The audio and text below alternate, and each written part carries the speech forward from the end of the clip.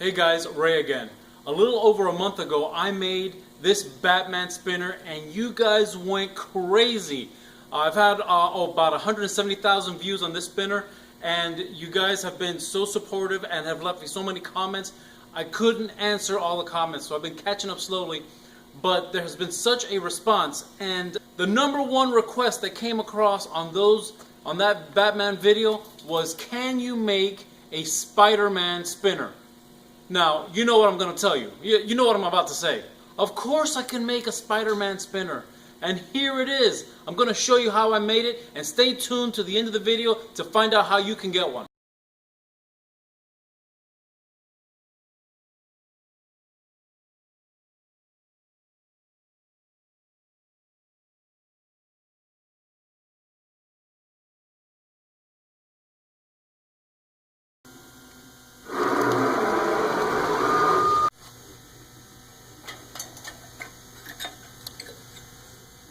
Well, there it is. The Spider-Man spinner, about halfway completed.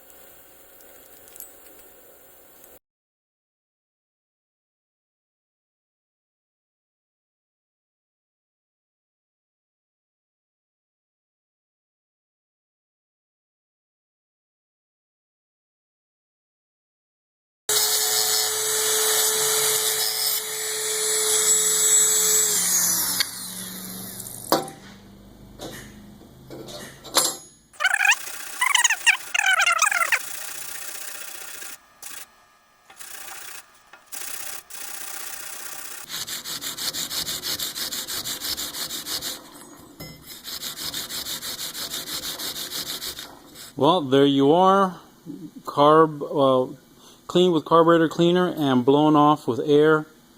You can see it looks very nice. Now, let's go make this thing spinny. No, I am not sporting my newest steampunk fashion, but I am, there we go, I am working on a tiny little bearing. And that is the clip. There's the bearing. This is the clip that holds the shield in place. Here it is with the shield on, and here it is without. And I don't know if you can see those tiny itty bitty little, there you go. You can see right in there those tiny little bearings. Well, they are very tiny, as a matter of fact. And let me compare it with a R188. So this is an R188 bearing, which is a small bearing. You know, it's being used pretty common in spinners now. This is the bearing that I found that I'm using.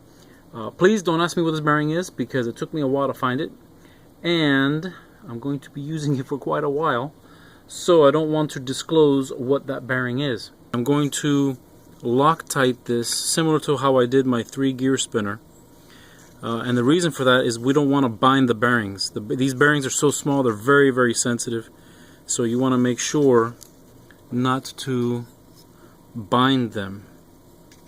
So I'm just going to apply some Loctite in this. Put this in here. There we are. That's a nice fit.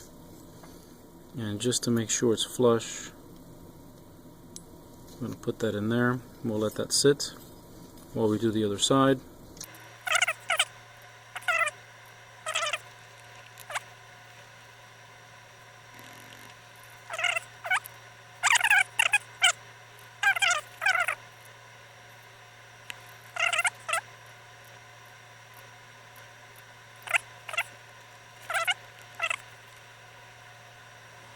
And now we just let it sit for a few minutes.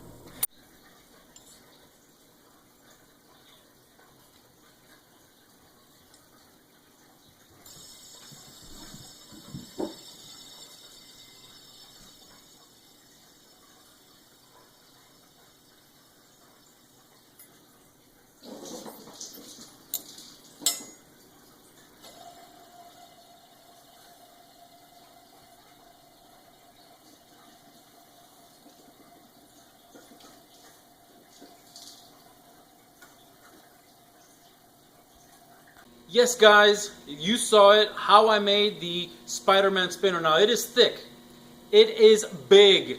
This is not for little hands. As you can see, it barely fits in my hands. It is big, and this is the smallest I could make it to make sure that I can put a bearing in it and at the center of mass to make it balanced. And there it is. You can see how this thing spins. So the response to my spinners has been so overwhelming that I had to start a website. It's called realgearspinners.com. I'm going to put a link to that in the description of this video so you can check it out. But if you are interested, not in this spinner because it is really too thick, I'm going to be producing these much thinner like the Batman spinner you saw earlier. So 1/8 inch thick in stainless steel and brass, It is quite balanced. Here is the Batman spinner in brass. I'm going to have these listed on my website very soon. So if you're interested, keep in touch and you will find them there, probably for pre-order. You'll be able to pre-order these Batman spinners, stainless steel and brass, and these Spider-Man spinners. The next common request is for a Superman spinner.